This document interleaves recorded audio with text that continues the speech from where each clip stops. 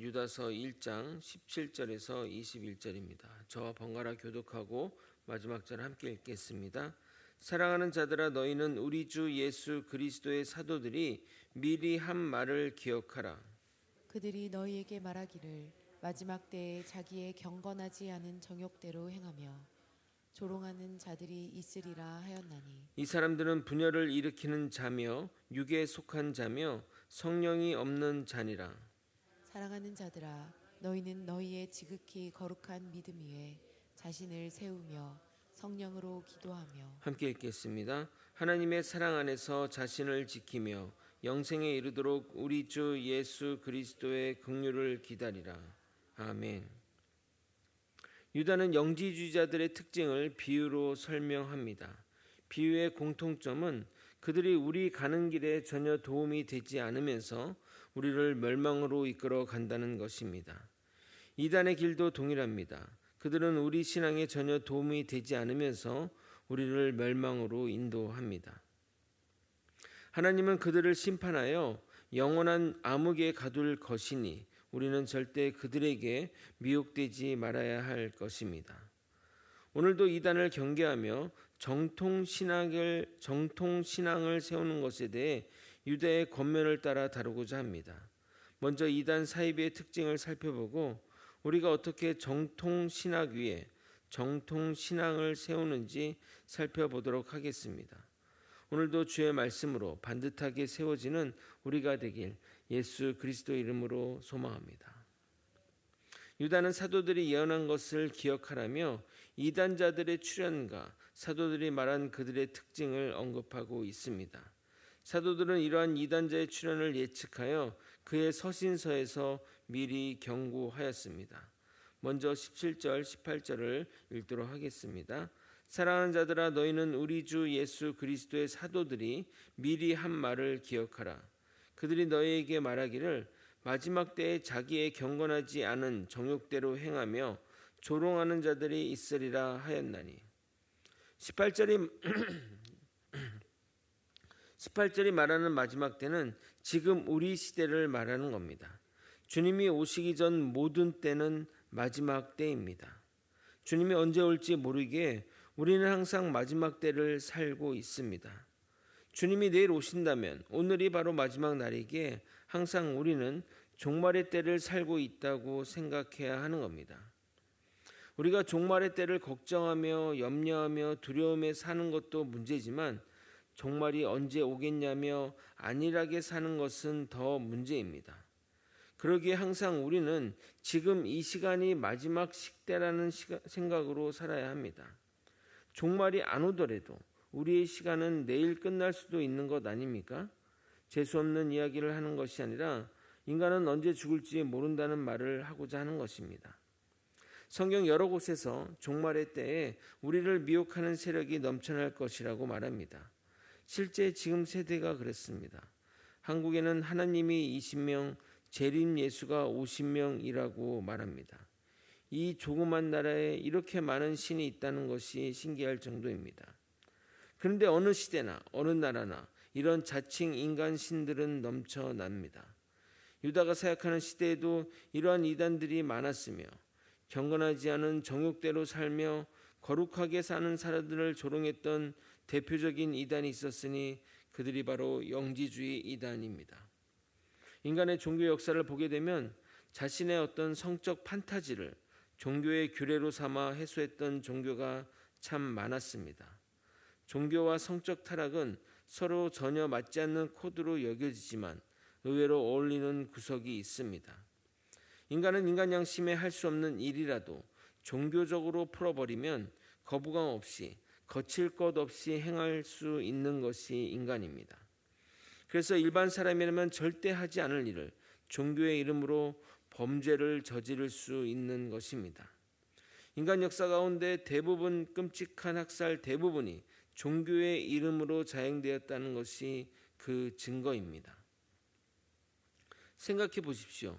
어떻게 산 사람을 태워 죽일 수 있습니까?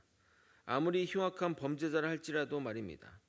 그러나 그에게 마귀가 씌었다고 생각하면 서심없이 산 사람에게 불을 놓는 것이 인간입니다. 그래서 제가 말하고자 하는 바는 인간은 종교의 탈을 쓰고 인간의 정욕을 해결했기에 우리는 반드시 이러한 것들에 주의를 기울여야 한다는 것입니다. 결국 이들의 미혹에 빠지면 분열의 길로 나아가게 됩니다. 그런데 분열한다는 것은 정통이 있다는 말이기도 합니다. 진짜와 가짜는 양립할 수 없기에 반드시 분열이 일어납니다. 그러므로 분열 자체를 문제 삼아서는 안 됩니다. 기독교 역사는 이런 치열한 논쟁과 다툼의 역사였습니다. 그리고 그 역사 가운데 부분적으로 이단이 승리하기도 했지만 결국 최종적으로 정통이 승리했습니다. 수많은 가짜 종교와 가짜 신이 등장했지만 지금은 다 사라지고 없습니다. 지금 어느 누가 영지주의를 주장하겠습니까? 그 당시는 그렇게 휩쓸었던 종교임에도 불구하고 말입니다.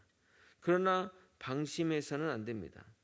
그들은 가면을 바꿔 써가면서 여전히 정통의 사람들을 미혹합니다. 19절을 여러분이 한번 읽어보도록 하겠습니다. 함께 읽겠습니다. 시작. 이 사람들은 분열을 일으키는 자며 육에 속한 자며 성령이 없는 자니라. 육과 영은 같이 병존할 수 없습니다. 정통과 이단이 함께할 수 없듯이 육과 성령도 똑같습니다. 육에 속한 자는 성령이 없으며 성령에 속한 자는 육에 거할 수 없는 겁니다. 이와 같이 이단들은 분열을 일으키며 성령이 없는 육에 속한 자들입니다.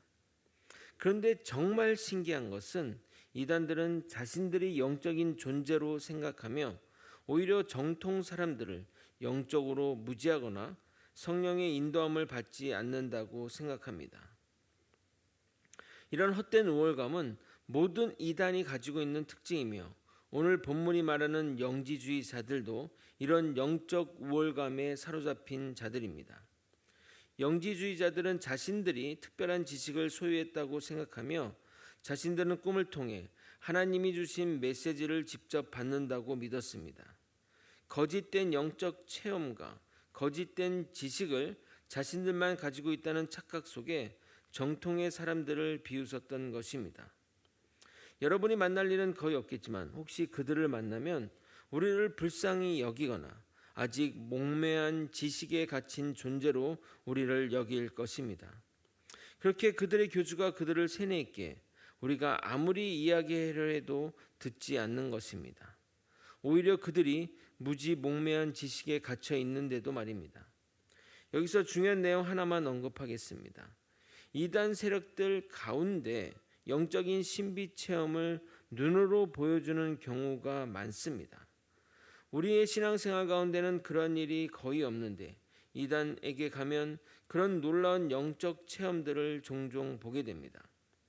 그런 것을 거의 보지 못한 정통의 사람들은 그것에 눈이 뒤집혀 미혹되기도 하는 겁니다. 기도하면서 사람이 뒤로 넘어가거나 쓰러지거나 이빨이 금리빨이나 음리빨이 되거나 하는 것들을 보면 놀라는 것은 당연합니다. 그러나 정작 중요한 것은 성경의 기적 가운데 그러한 일들이 있었느냐 하는 것입니다. 그리고 그러한 일이 벌어졌다고 해서 우리 믿음에 무슨 변화가 생깁니까? 보통 이빨이 금리빨이 된다고 우리의 신앙이 달라집니까? 어떤 힘인지 모르지만 밀어서 넘어졌다고 우리의 삶이 획기적으로 변화되거나 갑자기 사람이 성화되어 믿음의 용사가 되냐 이 말입니다. 여전히 죄악 가운데 여전히 나쁜 짓을 하면서 그런 일이 벌어진다고 뭐가 다르냐 이 말입니다. 정말 놀라운 것은 완악한 자가 부드러운 자가 되는 것이고 본성에 거슬러 하나님 말씀에 순종하는 것입니다. 술, 담배를 입에 달고 살던 사람이 한 번에 그 모든 것을 끊고 욕 없이는 말도 못하는 자가 욕을 끊는 것이 바로 기적입니다. 절대 눈에 보이는 것에 미혹되지 마시길 부탁드립니다. 이제 유다는 우리가 정통신학에 깊이 뿌리내기를 권면합니다. 먼저 본문을 읽고 설명드리겠습니다. 20절을 여러분이 한번 읽어보도록 하겠습니다. 함께 읽겠습니다. 시작. 사랑하는 자들아, 너희는 너희의 지극히 거룩한 믿음 위에 자신을 세우며 성령으로 기도하며. 우리의 신앙은 거룩한 믿음 위에 세워야 합니다. 거룩한 믿음이란 성결하고 거룩한 정통 신앙을 말합니다. 5,000년 전의 하나님과 지금의 하나님은 동일한 하나님이십니다. 그리고 앞으로도 하나님은 같은 하나님이십니다. 이 말은 우리의 성경 지식과 신앙은 새로울 것이 없다는 말입니다. 물론 세상은 새로운 것을 좋아하고 과거와는 다른 것을 좋아하지만 신앙은 철저하게 보수적이어야 합니다. 여러분이 저를 어떻게 보실지 모르지만 저는 매우 개방적이고 새로운 것에 열린 마음을 가지고 있으며 새로운 것을 배우는 것을 매우 좋아합니다. 그러나 신앙적인 부분은 철저하게 보수를 추구합니다. 제가 총신대학교를 선택한 이유도 그런 이유입니다. 많은 이들이 통신대를 다니는 사람을 꼴통 보수라고 말하는데 저는 그것이 영광의 이름이라 생각됩니다. 신앙은 무조건 보수가 좋습니다. 우리 교단의 신학을 개혁주의 신학이라고 말합니다. 이것은 지금의 것을 개혁한다는 의미가 아니라 종교 개혁대의 신학을 추구한다는 겁니다. 종교개혁이 1517년에 있었으니 무려 507년 전의 신학을 추구한다는 것입니다. 종교개혁의 구호가 무엇입니까? 솔라 피데, 오직 믿음으로, 솔라 스크립투라, 오직 성경으로, 솔라 그라치아, 오직 은혜로, 솔리 데오 글로리아, 오직 주의 영광으로, 솔루스 크리스투스, 오직 예수로 이 구호만을 추구하는 것입니다. 이 믿음 위에 세울 때 우리는 잘못된 길로 나아가지 않을 것입니다. 여러분이 저와 함께 계속 신앙생활을 하신다면 여러분도 개혁주의 신학 위에 여러분의 신앙이 세워질 것입니다. 두 번째로 우리는 성령으로 기도해야 됩니다. 성령으로 기도하지 않는 것은 개인 독백 또는 넋두리에 불과할 뿐입니다. 모든 종교마다 기도가 있습니다. 불교도 힌두교도 이슬람도 기타 모든 종교가 다 기도를 종교 행위의 가장 중요한 수단으로 여깁니다. 그러므로 기도라고 다 같은 기도가 아니라는 겁니다. 우리는 반드시 성령님을 의지하여 기도해야 됩니다. 그럼 성령으로 기도하는 것은 무엇일까요? 다음 설교 때 다루도록 하겠습니다. 말씀을 정리하겠습니다. 이단들은 자신들의 정욕을 따라 자신의 욕구를 채우는 방향으로 종교를 향유하였습니다. 결국 그것은 멸망의 길로 나아갈 수밖에 없는 것입니다. 그들 가운데 여러 가지 신비주의적인 체험과 현상을 추구하기도 하지만 모두 다 헛것뿐입니다. 우리가 주님을 따라 주님의 성품을 닮아 거룩하고 은혜로운 삶을 살고자 한다면 성경 말씀에 기록된 예수님의 삶을 잘 배우고 그 삶을 따라 살아가는 것입니다. 성경을 보면 예수님은 절대 자신의 기적을 드러내거나 기적 위에 자신을 높이지 않았습니다. 오히려 숨기려 하셨고 오히려 낮아지려고 하셨지 절대 본인을 내세우지 않았습니다. 철저하게 남을 섬기고 사람들에게 베푸셨고 자신의 가진 모든 것을 내어주셨습니다. 진짜 믿음은 바로 그런 것입니다. 우리가 절대 이단 사이비에 미혹돼서는 안 될 것입니다. 바른 정통 신학 위에 우리의 믿음을 세워 미혹되지 않고 바르게 주님께 나아가는 저와 여러분이 되시길 예수 그리스도 이름으로 축원드립니다. 아멘. 기도하시겠습니다. 하나님 아버지, 우리가 보이는 것들 현상에 집착하지 않고 오직 성경 말씀, 담백한 말씀, 또 심심한 그 말씀에 우리의 신앙을 세울 수 있도록 이끌어 주시옵소서. 오직 거룩한 믿음으로 세워나가며 성령으로 기도하는 믿음의 사람이 될 수 있도록 역사하여 주시옵소서. 사랑이 많으신 예수 그리스도 이름으로 기도드리옵나이다. 아멘.